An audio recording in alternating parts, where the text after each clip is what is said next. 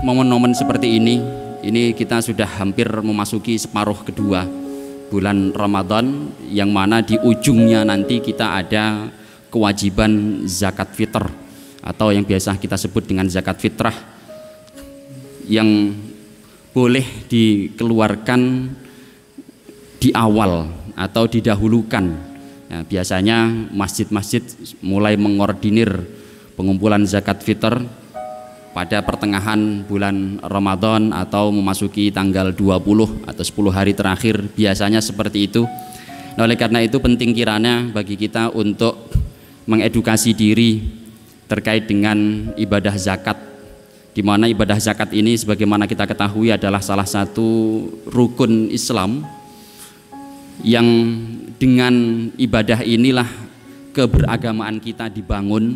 Bunyal Islamu ala khamsin, syahadati alla ilaha illallah wa anna muhammadar rasulullah wa iqamis shalah wa ita'iz zakah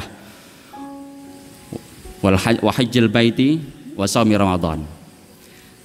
Islam atau keberagamaan kita atau agama Islam secara universal dibangun di atas 5 hal. Ada 2 kalimat syahadat, ada mendirikan sholat, kemudian menunaikan zakat, berpuasa Ramadan, dan juga ibadah haji bagi yang mampu. Masing-masing kewajiban, masing-masing ibadah atau 5 rukun Islam tersebut memiliki dimensi ritual, dimensi ibadah ya, spiritual, juga sekaligus memiliki dimensi sosial.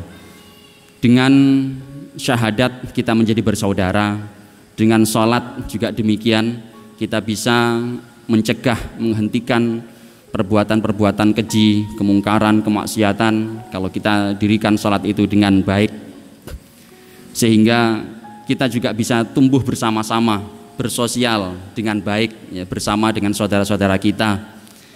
Begitu pula dengan ibadah zakat, sudah tentu di situ jelas sekali banyak dimensi sosial. Di samping juga di sana terdapat dimensi spiritualnya, di mana zakat ini baginda Rasulullah SAW sebagaimana disampaikan, diriwayatkan oleh Sayyidina Ibnu Abbas dalam riwayat Imam Abu Dawud. Rasulullah SAW menegaskan farada, atau Sayyidina Ibnu Abbas menyampaikan farada Rasulullah SAW zakatal fitri tuhratan lis-saimi minal lagwi war rafath wa tu'matan lil masakin. Rasulullah SAW telah menetapkan kewajiban zakat fitr. Salah satu tujuannya, salah satu maqasidnya adalah supaya bisa menjadi penyuci, sesuatu yang media untuk menyucikan diri bagi orang yang berpuasa, menyucikan diri dari perbuatan-perbuatan yang sia-sia yang kita lakukan selama berpuasa, maupun menyucikan diri dari perkataan-perkataan kotor yang baik kita sadari ataupun tidak kita sadari kita ucapkan selama berpuasa, sekaligus sebagai tu'matun atau tu'matan lil masakin, sebagai pemenuhan kebutuhan harian atau makanan untuk orang-orang yang membutuhkan, orang-orang yang berkekurangan, orang miskin. Jelas sekali di situ, karena harta yang kita peroleh itu juga tidak mungkin kita peroleh dengan sendirinya. Harta yang kita peroleh itu pasti juga kita peroleh dari adanya aspek sosial, adanya kebersamaan. Kita bekerja butuh orang lain. Kalaupun pekerjaan kita itu adalah menanam, misalnya bertani pun kita juga butuh orang lain, sehingga kita mendapatkan harta itu juga tidak lepas dari bantuan atau peran orang lain.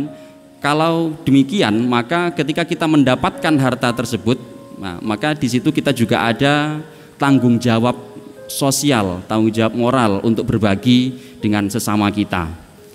Nah, karena dalam setiap yang kita peroleh di situ ada hak orang lain yang harus kita tunaikan, yang manfaatnya tentu tidak lain adalah juga kembali kepada diri kita sendiri, di samping juga sebenarnya manfaatnya untuk keberislaman kita atau untuk membangun Islam kita secara universal. Karena Islam tidak bisa dibangun dengan individualisme, dengan kemenyendirian. Kita harus bersama-sama untuk menjadi seorang muslim. Ketika kita bersyahadat, kita bersama-sama dengan sesama muslim. Ketika sholat, kita juga bersama-sama. Puasa, haji, zakat pun demikian. Makanya kemudian supaya Islam ini betul-betul kokoh, nah hal kecil-kecil yang kita lakukan salah satunya adalah dengan menunaikan ibadah zakat. Dan ibadah zakat ini tidak kita bayarkan setiap saat, namun setiap tahun. Karena kalau dibayarkan setiap saat, di samping ini juga boleh jadi akan memberatkan buat pribadi kita, karena naluri manusia itu memiliki kecintaan yang luar biasa besar terhadap harta. Wa innahu li hubbil khairi lasyadid. Cintanya manusia terhadap harta itu luar biasa besar. Nah, sehingga kalau seandainya ini diperintahkan setiap saat atau setiap hari, tentu ini justru akan bertolak belakang dengan fitrahnya manusia, malah justru tidak terwujud tujuan-tujuan mulia yang dikehendaki oleh syariat Islam. Nah, oleh karena itu 1 tahun 1 kali itu juga memiliki hikmah supaya masing-masing kita di samping bekerja sama tidak saling menggantungkan. Kita bisa bayangkan kalau misalnya zakat itu ditunaikan setiap hari, maka tidak ada orang mau bekerja. Orang akan menunggu uluran tangan dari saudara-saudaranya. Saya tidak perlu bekerja, toh besok ada yang membantu saya, ada yang memberi saya. Makanya kemudian dengan 1 tahun 1 kali, sehingga 11 bulan sisanya itu adalah kesempatan untuk masing-masing kita bekerja. Nah, bagi yang berkekurangan, bagi yang tidak berkecukupan pun juga dituntut untuk senantiasa bertanggung jawab pada dirinya sendiri, berusaha terus dan bekerja. Nah, oleh karena itu di sini di samping ada perintah untuk bersama-sama membangun agama kita, kita juga diajarkan oleh Allah supaya kita memiliki kepedulian untuk memberikan kecukupan kepada saudara-saudara kita. Oleh karena itu juga baginda Rasulullah mengingatkan kepada kita, sebagaimana riwayat Imam Ad-Daraqutni, Imam Hakim dan Imam Al-Baihaqi yang mengatakan bahwa agnuhum anil mas'alati fi hadzal yaum. Cukupkanlah mereka. Kalau tidak kita terjemahkan sebagai jadikanlah mereka kaya, karena zakat itu juga tidak menjadikan orang lain kaya, namun cukup untuk menjadikan mereka menahan diri dari sifat minta-minta. Nah, oleh karena itu sedikit yang kita keluarkan itu sudah cukup sekali untuk membantu saudara-saudara kita dari keterpurukan, saudara-saudara kita dari sifat-sifat yang mungkin iri dan sebagainya. Begitu juga menyucikan diri kita dari hal-hal yang sudah kita lakukan atau dosa-dosa yang sudah kita lakukan. Semoga pelajaran singkat ini bisa meningkatkan semangat kita untuk berbagi, berzakat, dan meningkatkan kualitas iman dan takwa kita kepada Allah Subhanahu wa taala di bulan yang mulia ini. Terima kasih atas segala perhatian. Wallahul muwaffiq ila ma yuhibbu wa yardah. Wassalamualaikum warahmatullahi wabarakatuh.